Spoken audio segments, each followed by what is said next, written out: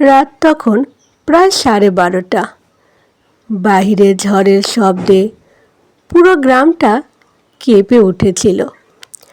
আকাশে বিদ্যুৎ চমকালে কয়েক সেকেন্ডের জন্য চারপাশ আলোকিত হয়ে উঠছিল। তারপর আবার সব অন্ধকার। গ্রামের একেবারে শেষ প্রান্তে দাঁড়িয়ে থাকা পুরনো বাড়িটার দিকে কেউ সাধারণত রাতে তাকাতেও না। লোকজন বলতো ওই বাড়িতে বহু বছর আগে এক ভয়ঙ্কর ঘটনা ঘটেছিল। তারপর থেকেই বাড়িটা অভিশপ্ত। কিন্তু এসব কথা বিশ্বাস করতো না আরিয়ান।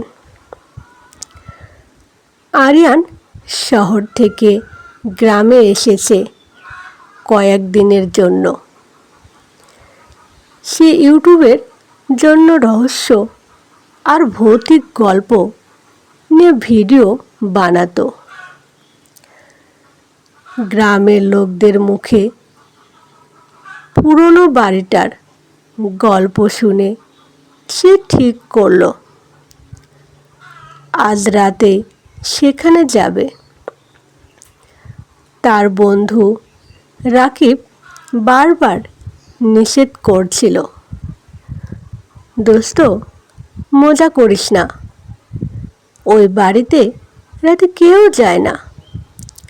আরিয়ান হেসে বলল, ওই সব ভূতের গল্পে আমি বিশ্বাস করি না, সব মানুষের বানানো কথা। হাতে ক্যামেরা আর টর্চ নিয়ে সে একাই বেরিয়ে পড়ল। বৃষ্টির পানিতে রাস্তা কাদায় ভরে গেছে। বাতাসে বাঁশঝাড়গুলো অদ্ভুত শব্দ করছে। যতই সে পুরনো বাড়িটার দিকে এগোচ্ছিল ততই চারপাশ নিস্তব্ধ হয়ে উঠছিল। মনে হচ্ছিল পুরো পৃথিবী যেন থেমে গেছে। বাড়িটার সামনে পৌঁছেই আরিয়ান থমকে দাঁড়ালো। পুরো বাড়িটা কালো অন্ধকারে ঢেকে আসে। ভাঙ্গা জানালা, মরিচা ধরা গেট আর দেওয়ালের লতাপাতা জড়িয়ে আছে। বিদ্যুতের আলোয় মাঝে মাঝে বাড়িটার ছায়া এমনভাবে দেখা যাচ্ছিল যেন কেউ দাঁড়িয়ে আছে। আরিয়ান ক্যামেরা অন করলো। বন্ধুরা, আমি এখন দাঁড়িয়ে আছি সেই অভিশপ্ত বাড়ির সামনে। আজ আমরা জানবো এখানে সত্যিই কিছু আছে কি না। সে গেট খুলে ভেতরে ঢুকলো। গেটটা এমন ভয়ঙ্কর শব্দ করে খুলল যে তার নিজের শরীরও কেঁপে উঠল। ভেতরে ঢুকতেই একটা ঠান্ডা বাতাস তার মুখে এসে লাগলো, যেন হঠাৎ করে তাপমাত্রা কয়েক ডিগ্রি কমে গেছে। মেঝেতে ধুলো জমে আছে, দেওয়ালের রং উঠে গেছে। কিন্তু সবচেয়ে অদ্ভুত ব্যাপারটা ছিল বাড়িটার ভেতরে এমন এক গন্ধ যেন বহুদিন ধরে এখানে কেউ কান্না করেছে। আরিয়ান ধীরে ধীরে সামনে এগোতে লাগলো। হঠাৎ উপরের তলা থেকে ঠক ঠক ঠক শব্দ ভেসে এলো। সে থেমে গেল। কিছুক্ষণ চুপচাপ দাঁড়িয়ে রইল। আবার সেই শব্দ, মনে হচ্ছিল কেউ যেন ধীরে ধীরে হাঁটছে। আরিয়ান নিজেকে সাহস দিল, হয়তো বাতাসের শব্দ। সে সিঁড়ি দিয়ে উপরে উঠতে লাগলো। প্রতিটা ধাপে ধুলো উঠছিল। সিঁড়িগুলো এমনভাবে কাঁপছিল যেন যে কোনো সময় ভেঙে পড়বে। উপরে পৌঁছাতে সে একটা দরজা দেখতে পেল, যেটা অল্প খোলা। দরজার ভেতর থেকে খুব আস্তে আস্তে একটা মেয়ের গানের শব্দ ভেসে আসছিল। আরিয়ানের শরীর ঠান্ডা হয়ে গেল। এই বাড়িতে তো কেউ থাকার কথা না। সে ধীরে ধীরে দরজাটা ঠেলে খুলল। ভেতরে একটা পুরনো ঘর।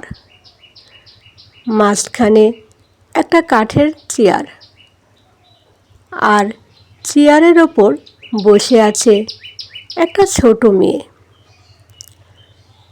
তার লম্বা চুল মুখ ঢেকে রেখেছে। মেয়েটা আস্তে আস্তে গান গাইছে। আরিয়ান কাঁপা গলায় বলল, কে কে তুমি? মেয়েটা গান থামিয়ে ধীরে ধীরে মাথা তুলল। তার চোখ দুটো পুরো কালো। আরিয়ান ভয় পেয়ে পিছিয়ে গেল। ঠিক তখনই মেয়েটা ফিসফিস করে বলল, তুমি এত দেরি করে এলে কেন? হঠাৎ পুরো ঘরের দরজা জানালা জোরে বন্ধ হয়ে গেল। চারপাশে ভয়ঙ্কর ঠান্ডা নেমে এলো। আরিয়ানের ক্যামেরা নিজে থেকেই বন্ধ হয়ে গেল। সে দৌড়ে দরজার দিকে যেতে চাইল, কিন্তু দরজাটা খুলছে না। পেছন থেকে আবার মেয়েটার কণ্ঠ ভেসে এলো, আমাকে একা রেখে যেও না। আরিয়ান ধীরে ধীরে পেছনে তাকালো, কিন্তু এবার মেয়েটা আর চেয়ারে নেই। ঘরের একদম কোণায় অন্ধকারের মধ্যে দাঁড়িয়ে আছে সে। তার মুখে অস্বাভাবিক হাসি।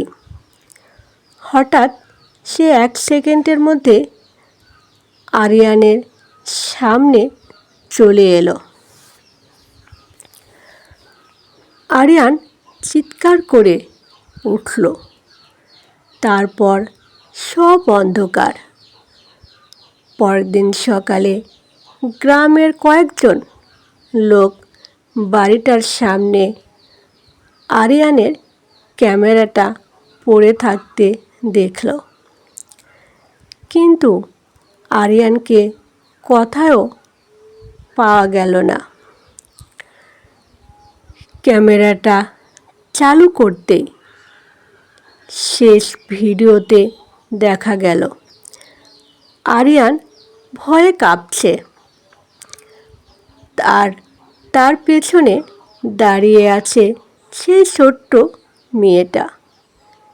ভিডিওর একদম শেষ মুহূর্তে মেয়েটা ক্যামেরার দিকে তাকিয়ে ধীরে ধীরে বলল, এখন সে আমার সাথে থাকবে।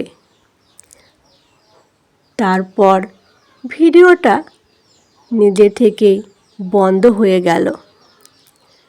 সেই দিনের পর থেকে গ্রামের লোকেরা বলে, গভীর রাতে পুরনো বাড়িটার ভেতর থেকে এখন দুজনের কথা বলার শব্দ শোনা যায়।